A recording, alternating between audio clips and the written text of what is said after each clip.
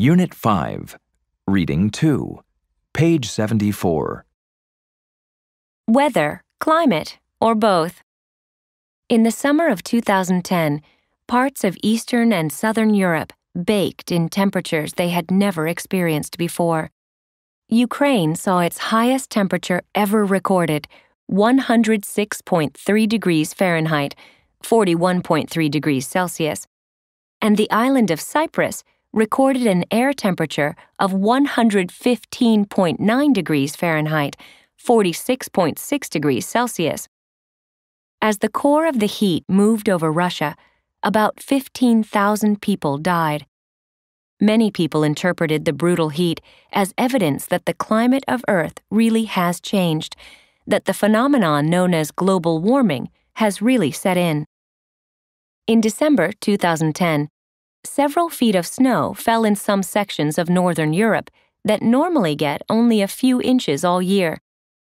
Several cities in Germany shivered through coldest ever temperatures, sometimes reaching -20 degrees Celsius, -4 degrees Fahrenheit. In 2011, New York City posted its snowiest January on record, as the monthly snowfall total hit 36 inches, 91.4 centimeters. The normal snowfall in the city for an entire year is 22.4 inches, 56.9 centimeters. Many people interpreted the cold and snow as evidence that Earth's climate could not possibly be getting warmer. A logical problem. Two opposite conclusions were drawn, each with evidence that was recent and easily observed by millions of people. Was Earth's climate getting warmer or not? Which conclusion was right? Actually, neither. The unusual heat and cold observed in 2010 and 2011 are striking, but by themselves, they indicate nothing about long-term processes such as global warming. The logic is faulty because it treats two separate phenomena, weather and climate, as if they were the same thing.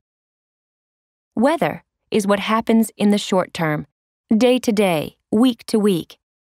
It's today's rain, or tomorrow's sunshine, or the strong wind that messes up your hair. Climate exhibits itself over much longer periods. Weather indicates climate, but only if observed long enough to tell a coherent tale.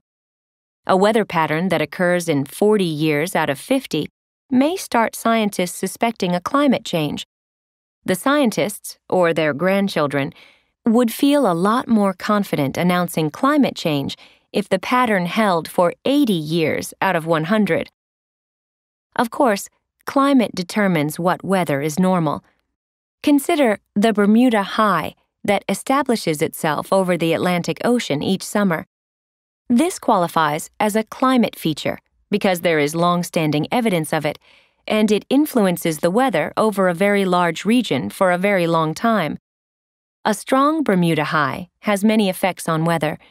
For one thing, it ensures that hot and humid air flows over the southeastern United States and even reaches more northerly cities like Washington, D.C.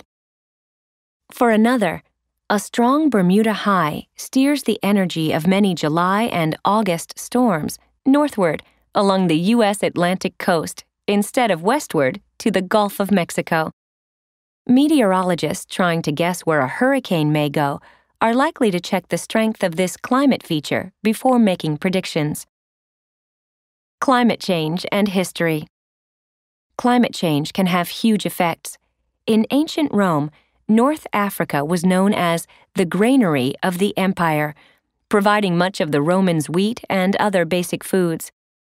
Then, in about 100 BC, the North African climate became far drier than in previous times, limiting farming to a few narrow strips beside the Mediterranean Sea. In Northern Europe, the interval from about 950 CE to 1250 CE, known as the medieval warm period, altered civilizations. Ice in the North Atlantic Ocean melted enough to clear new sailing routes, and the Vikings of Denmark and Norway took advantage of the change. They settled Iceland, established farm communities in southwest Greenland, and even sailed to what is now Canada. Then, in the late 1200s, northern Europe's climate changed again, becoming much cooler. Vikings could no longer sail ice-free seas from Europe to assist their Greenland colony, which gradually died off. Iceland remained inhabited, but life was much harder than during the warm period. Climatologists keep trying to develop a strategy for detecting climate changes without waiting 100 years. They've run weather data through some of the world's most powerful computers. Some of their models say that a warmer Earth would see greater extremes, hotter summers and colder winters, and more vicious storms year-round. But when Cyprus broils or New York City gets buried in snow, is that an example of what the models predict? No one really knows. The fact that all of the Earth's 10 hottest years on record have occurred since 1998 easily reinforces the belief that Earth's climate is warming. Then again, climatologists say that even this impressive statistic could just be a coincidence. Climate change is clearly visible only in hindsight, after it has already occurred.